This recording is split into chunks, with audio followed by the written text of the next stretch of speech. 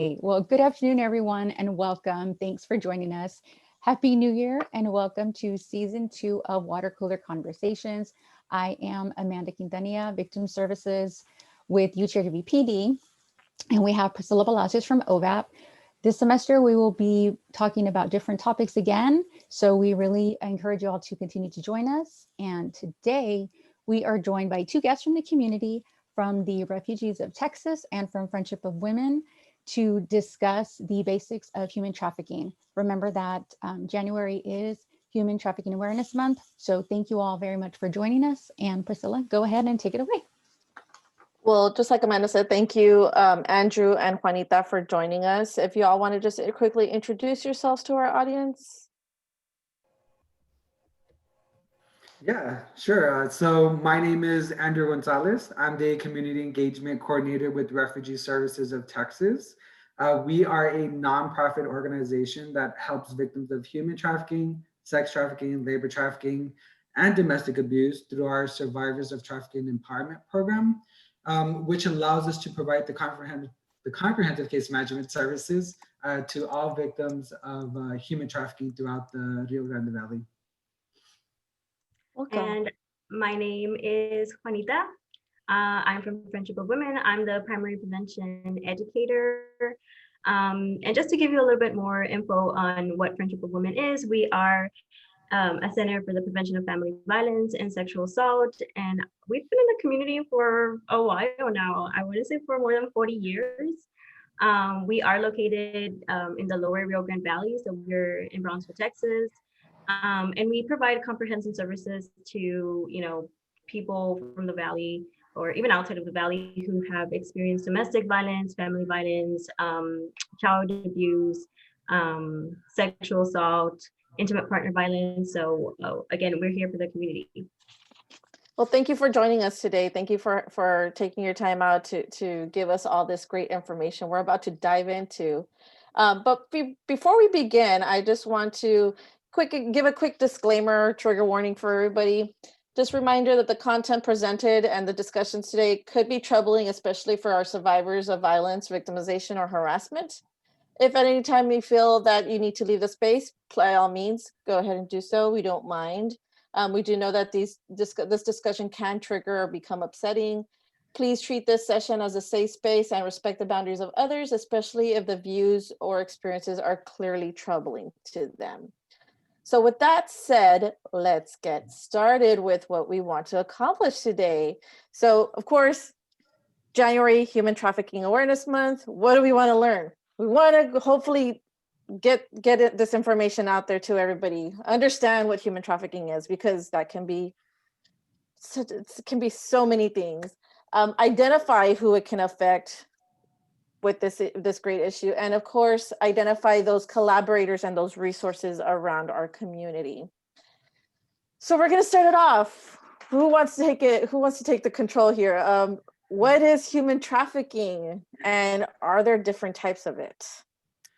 Definitely. So human trafficking is the action of illegally transporting an individual from one area or country to another typically with the purpose for forced labor or sexual exploitation. That's just a broad definition of what human trafficking is. As you're going to see on the screen, you're going to see that the types of trafficking would involve sex trafficking and labor trafficking. And what falls between each one, as it shows here, that sex trafficking involves whether it's online or street prostitution. It can also be brothels also. And when it comes to labor trafficking, it comes more into like working in the farms, businesses, domestic work, domestic servitude. So these are some examples of what each one of these type of trafficking is.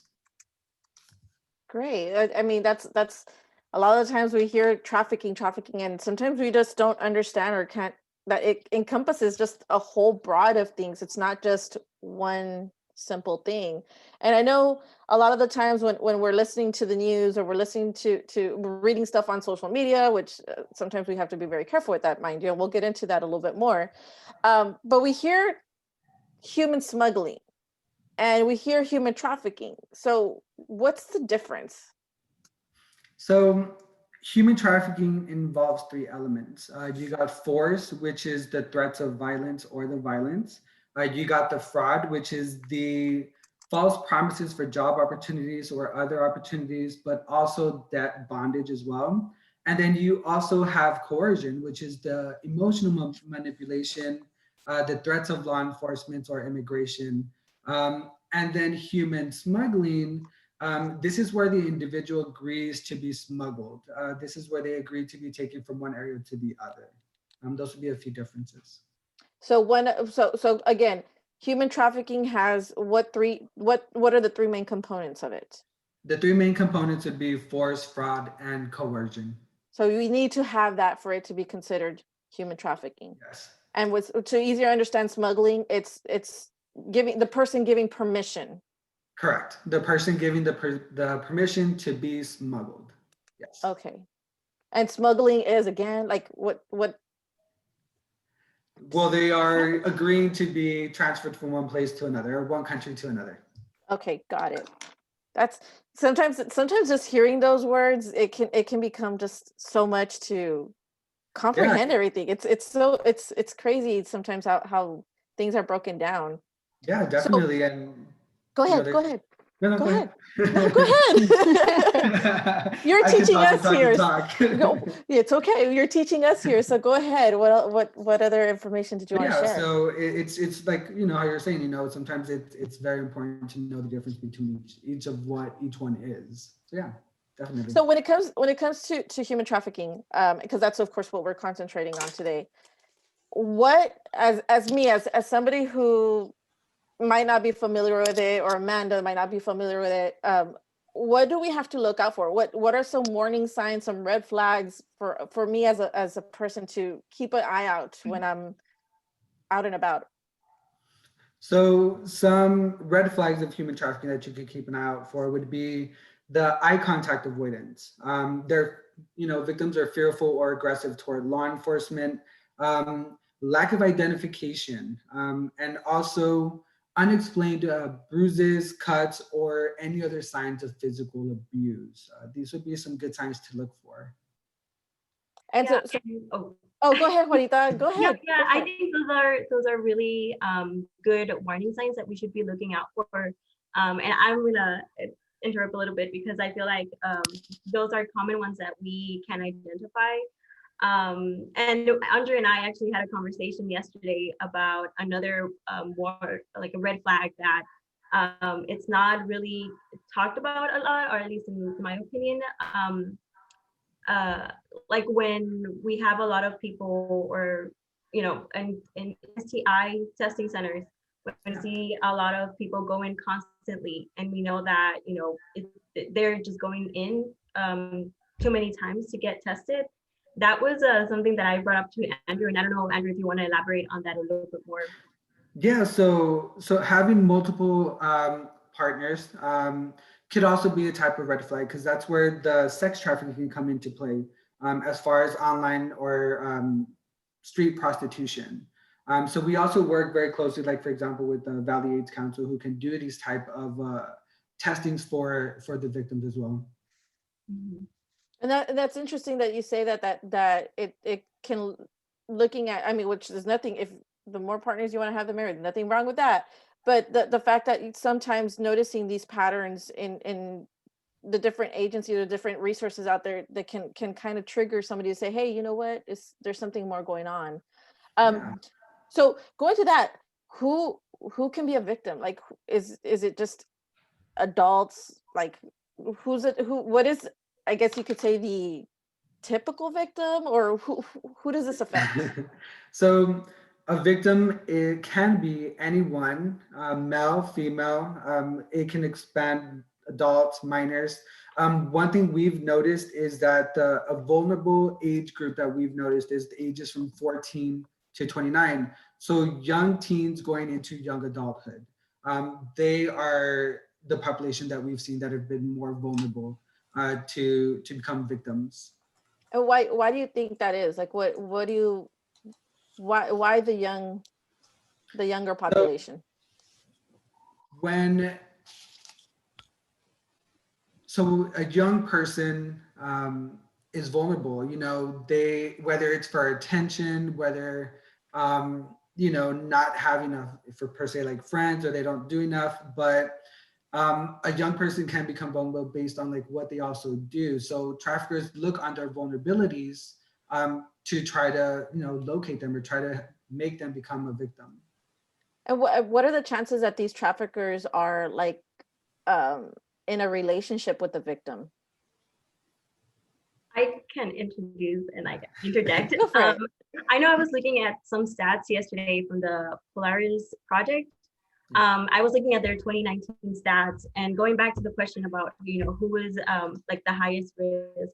I know that some of the stats that they showed was that, and this is went by gender, and some of the quick demographics was that the group that is most trafficked, unfortunately, is women. If we're going to bring in that gender perspective. Um, and going back to like the question, Priscilla, like, is there like a relationship between, you know, dating partners?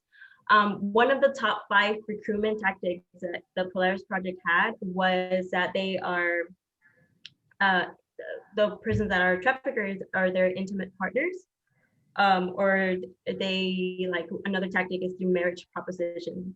And I thought that was really interesting because like specifically for sex trafficking, right? If we're going to be talking about like you have power and control there, let's talk about like what are some tactics that they're doing, right? The traffickers to keep the person who's being trafficked. And there's so many things that overlap with dating violence. Like you can see there's economic abuse, right? Because we have to remember that trafficking is an industry. It's a very lucrative industry, and economic abuse. If you limit the resources of the victim, then it's more likely that they're going to stay in that industry, right? Um, Physical abuse, like Andrew said, like one of the red flags that we have to look out for is any physical signs, and we know that physical intimidations are a way that they keep victims again in control. Isolation, going back to those vulnerabilities, like if they are, you know, isolated from their family and their friends, like again, right, they're going to keep them in that industry. So I think that there's so much to talk about when it comes to like that overlap with dating violence and how are they recruiting them, like it's just really interesting. That is really interesting. I mean, just hearing you say all that information starts making my wheels turn, going, oh my gosh, like what am I, wow. Yeah, and especially going back to like what Andrew said, right? Who is it affecting the most? It's young people, and like from a very young age, I feel like not a lot of us, at least if we don't grow up in like stable homes, you could say, we don't have like that education on what a healthy relationship is, and again, the perpetrators, the traffickers are looking for that, looking for those vulnerabilities, right? If you know, don't know or have that foundation, then they're going to take advantage of that, and they're going to go and do what they want. So I know you mentioned, of course, because we're talking about the younger population. Mhm. What is, how does social media play into this? How does social media contribute to these topics and these issues? And I Yeah. say that because, I mean, come on, we're all on Zoom right Yeah. now. We use social media as an outlet. We use social media to look at our news. I mean, everybody uses social media now. So how is that being influenced by the traffickers, or how are traffickies getting taken So advantage of? So traffickers are using social media, or their ways or their methods of you know, recruiting victims has also shown as far as like social media. I know we have media platforms such as like Facebook, such as Instagram, such as TikTok. I mean, even WhatsApp as well. Instagram. That people are using and posting like, oh, you know, I'm depressed. I don't have any friends, you know. But also, you know, posting pictures of themselves, or, you know, location wise, like also tagging locations. You know, it's very important, you know, as far as like being careful what you're doing, because if you're giving information out already, they already have a demographic region of where you're at. You know, Mhm. if you say you went to this school and you're taking a picture with your high school shirt or whatever shirt, they know you're going to that school, or if you're going to Whataburger, hey, I'm going to tag myself and I'm at Whataburger right now.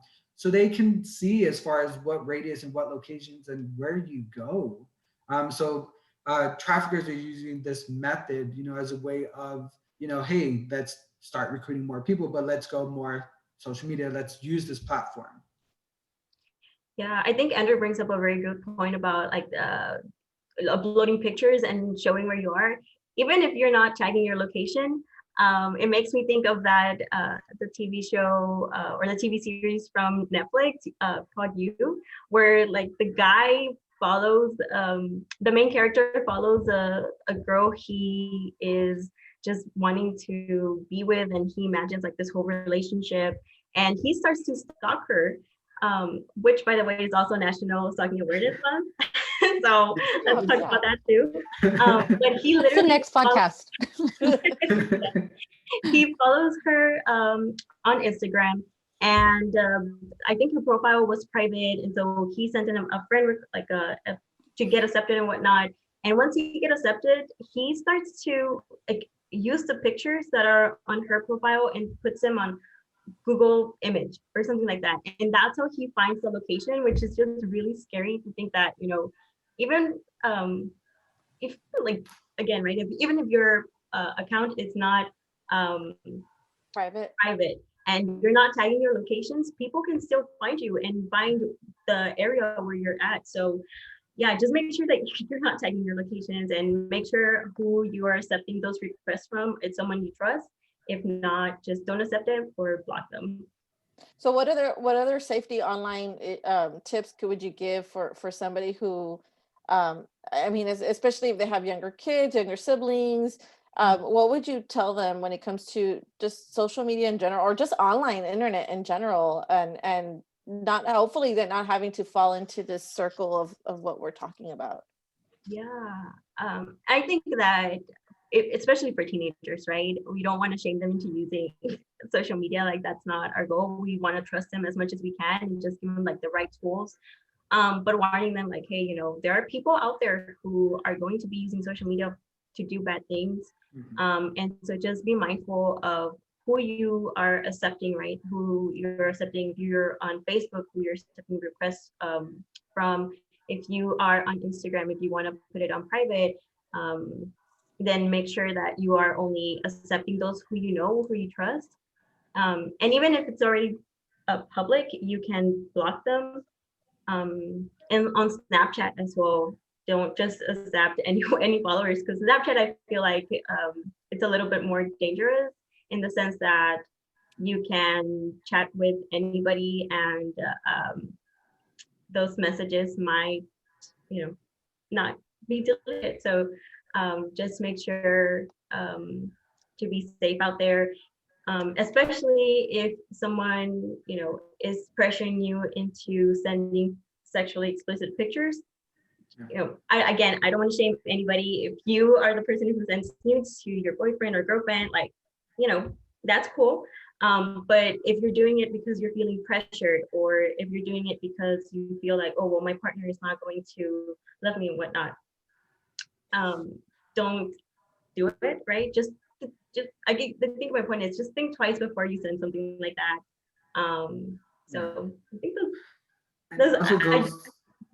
it also goes to as far as like the parents being aware of what your children are doing on the phones. I know nowadays you can also do like a parent lock on certain websites, certain apps, certain social media platforms. So you can go along that route too, to keep the children away from being exposed to, like the social media platforms, and always being aware of, what they're doing. So I have a question, because I know this is something that sometimes comes up, or it's because of course we're from the Valley, and this can never happen in the Valley. How true is that statement? That is so false. So human trafficking can happen anywhere, anytime, globally, anywhere. It doesn't just happen in major politician areas like Houston or Austin or all these big cities where you see people thriving, or not thriving, but big cities. This happens also here.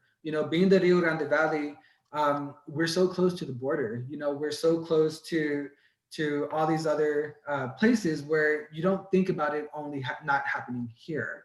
We live in a smaller area or smaller region, but it happens everywhere. In the state of Texas itself, there were, I believe, it was 2,455 victims that were identified on human trafficking.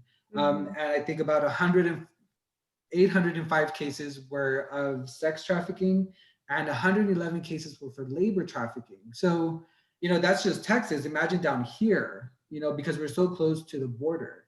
So that's totally false. It happens everywhere. We'd Yeah. like to think it doesn't happen, but yeah. And something that Andrew brought up was like Texas was leading in sex trafficking and not necessarily labor trafficking. Again, going back to power and control, right? That overlap with dating abuse, it happens, and unfortunately, it just sometimes people say that it doesn't, but maybe they are not thinking of it as human trafficking or sex trafficking, and they're thinking of it as domestic violence. But it does happen. So give me an idea of what happens once these traffickers are caught. So once they're caught, what happens next? Like I know there's some type of law legal matter involved, but what's the penalties, or what do they have to face? So, of course, every state has their different regulations, both state and federal, each one depending on the severity of the crime. With human trafficking, our victims are protected through the, oh my God, I'm trying to think of the word. Um, hold on, give me a second. Well, they're protected through an act that was enacted in 2000, the year 2000. Mm-hmm. So, like we said, we don't provide any type of legal advice as far as like information that we're only given. So, a T visa is given to a foreign-born victim of human trafficking, just like a U visa is given to a foreign-born victim of domestic violence.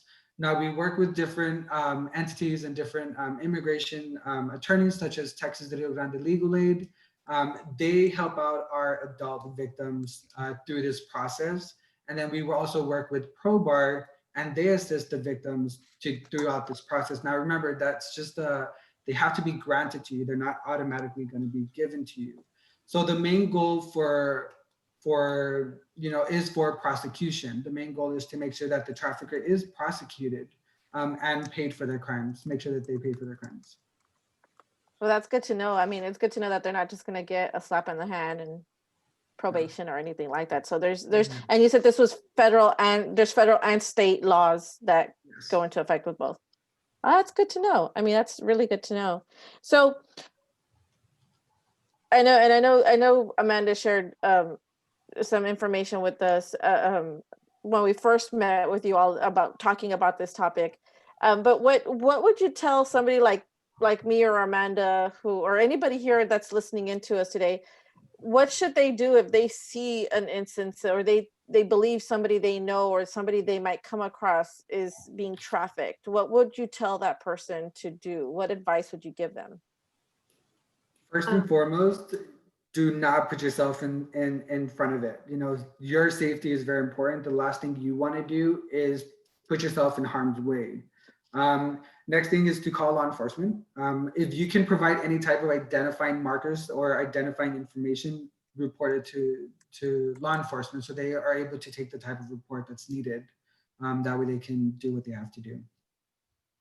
Yeah, I agree with Andrew. I think that if you see or find yourself in a situation where you think there's human trafficking, always assess your safety first and be sure that you are safe, because you don't want to go into a risky situation, right? And I think another thing for me would be also make sure that the target you're trying to intervene is also safe, because you don't want to be the hero and kind of cause all this extra harm. Just make sure that and if you also find yourself in an instance where, say, a victim is sharing with you their experience, and you think it might be human trafficking, again, right, because victims sometimes they don't identify themselves as in a situation where there's human trafficking. So they might just be telling you, my partner did this and this. Connect them to resources in our community. I think that is another safe way to help them, connect them to the multiple agencies in our community. I know that we work with several. So, that is just connecting them to resources is important. And another way to help a survivor would probably be always believe them. Like always, always, always. That's always the first step. I know we started with assessing your safety, but if you, again, find yourself in a situation where someone is sharing with you their experience, believe them, because that is always very important. That's good to know. Oh, go ahead, Andrew. Sorry. We're So good. you can also, in the process, you can also report, there's different organizations such as the National Human Trafficking Hotline number that you can also call in and report, hey, there's a potential victim. Now, once this report is made, they go on to non-government organizations such as RST to go in and make contact to the potential victim. So yeah, there's different organizations, there's different ways that you can also report what's happening also. And what's the human trafficking hotline number? So it's 888. It's going to be 888-373-7888. 7888. So it's 888-373-7888. Great. Yes. Good to have and good to know. And a lot of these resources we'll be sharing with everybody towards the end of our talk today, and we'll be sending them out to everybody so they could have on hand. I have another question, and only because it came up right now, and I was thinking about it only because I kept looking at my hands. I went to the nail salon not too long ago, and of course I'm sitting there just kind of dazed around because there's not really much you can do when you're getting your nails done. So over to the corner, I saw this sign that said, if you suspect or if you know somebody's being trafficked, call, and they had actually the number. Is that something that all nail salons do? Is my nail salon special? I would mean, I would like to think so, but I would think it's something else. Like what is the deal with these signs? So it's not mandated to have those posters on your business. It's not. Unfortunately, there are some businesses that are doing it. They're trying to spread the awareness. They're trying to educate. And thankfully, there's some businesses that are doing it, just like you saw in your nail salon, and I saw in my nail salon when I was getting my manicure and pedicure. So yeah, definitely, it's good that you're seeing it. At least there's a push to educate and to make awareness of what's happening. Well, that's cool to know that. I mean, there are businesses out there that want to bring awareness to these issues. So that's don't be surprised, guys. Next time you all go out to get your nails done, your hair done, whatever it may be, you might see these signs. So just be aware. It's good information to have out there. And I know we're coming up to the close end of our talk now. So before we go, I just wanted, of course, like I said, share the resources that we have with our viewers today. These are just some, I don't know if you want to talk a little bit about them, Andrew or Juanita, you're more than welcome to. So I can share that Family Crisis, Friendship of Women, Mujeres Unidas, have been in our community as over a really long time, and we work with them.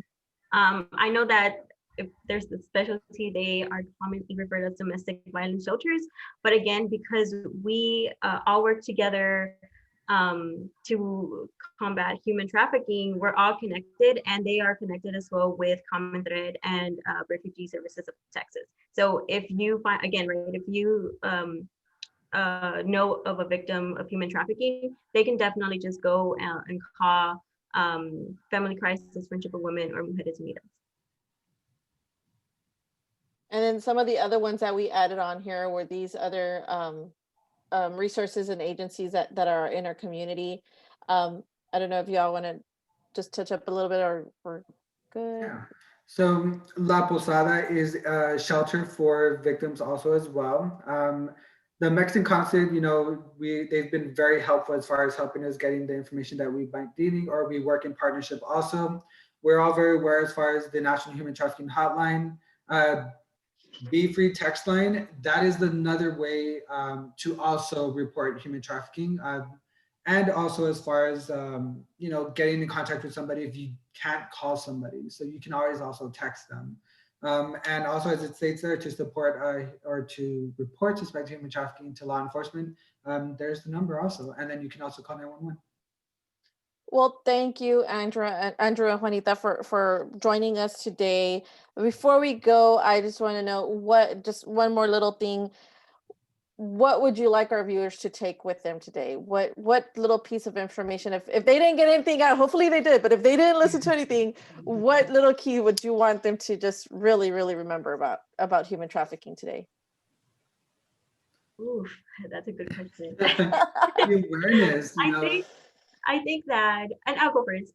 Okay. I think sex trafficking is just, a complex issue, and it's going to take everyone to combat it.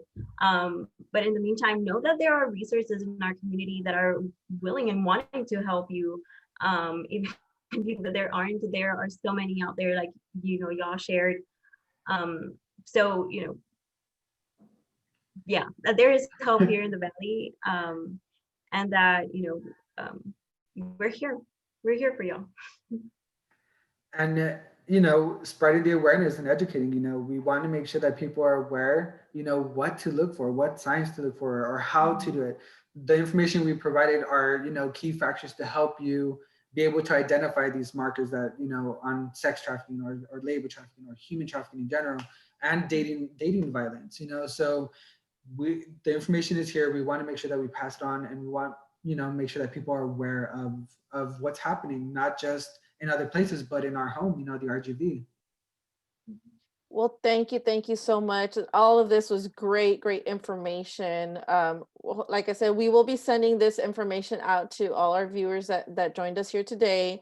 This video and all the information will also be listed on our university website under the Office for Victim Advocacy and Violence Prevention, and as well as our social media platforms. Thank you, Andrew. Thank you, Juanita, for joining us. Please, we hope to collaborate with y'all again. And if y'all have any questions or anything, please feel free to email us at ovavp@utrgv.edu. Amanda, anything else? Just thank you all for joining us. And just really quick, just to touch up on one of the comments that you did make, Juanita, we just need to remember that human trafficking is the second leading criminal enterprise here behind narcotics. That's huge. We just need to remember that it's a second. It is really big. So, and we're here for other water cooler conversations throughout the semester. So we hope that you all will join us. And have a good day. Be careful and be safe. Thank you, you. everyone. Bye, everyone.